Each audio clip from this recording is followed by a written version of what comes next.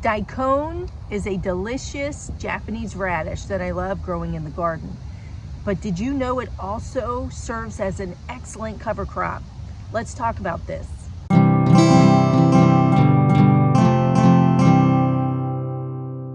Here is one of the garden beds with my Daikon radish, as well as over here. I probably have about 12 of them left. You can see all the holes left behind.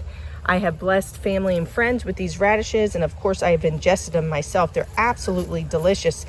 Don't forget, these greens are edible as well as the radish. People don't realize that, so do not throw any part of this root out.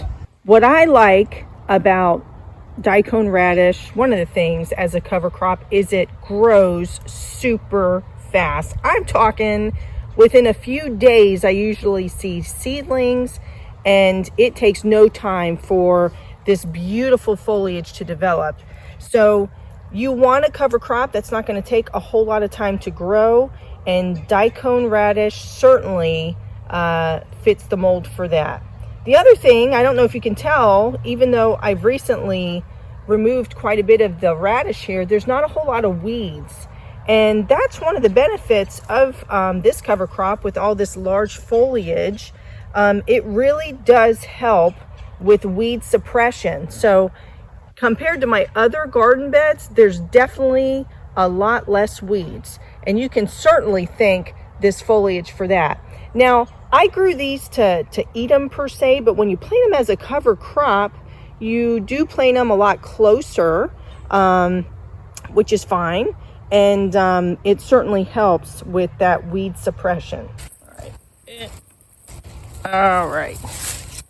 Another reason I love Daikon as a cover crop is because of that long taproot. So the taproot of this particular root can extend 6 inches to, I've read, as long as 12 inches into the ground. And what's nice about that is it's actually breaking up those hard to reach places in the soil, maybe places a tiller couldn't get to. The other thing that's nice is when you have a crop that does that, you don't have to worry about disturbing the biodiversity below the soil. It pretty much stays well maintained, unlike with a tiller. Now, I'm not saying I don't use a tiller, because I absolutely do, but that's just one of the beauties of using this particular radish. So remember, this is your cover crop, right? So you're going to plant it in the fall, or at least early enough before your first frost in winter. The great part, just like any cover crop, it does help to minimize erosion, so you don't get a lot of soil loss when you plant this. It helps to maintain the soil. And when they decompose now, they put a whole bunch of wonderful nutrients into the soil, which is what you want, and that's going to kind of give you a jump start for your spring garden.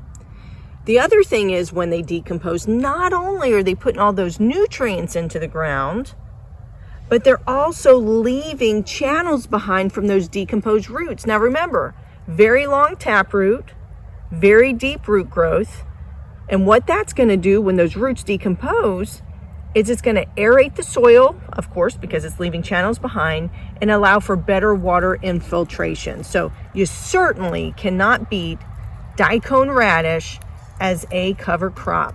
When most people think cover crop, I do not think that they are thinking a Japanese radish, but hopefully I've provided some good reasons to consider the Japanese radish in your garden as a winter cover crop. Remember, grows fast, helps with weeds, helps with soil erosion and soil compaction. Once decomposes, gets that biomass and all those good nutrients into the soil, acts as a natural tiller, helps with aeration and filtration of water. I mean, it doesn't get better. You couldn't ask for more when it comes to a cover crop. So definitely consider it. Thank you so much for watching my channel. If you haven't already subscribed, please consider that. Give me a thumbs up, and happy gardening. Bye-bye.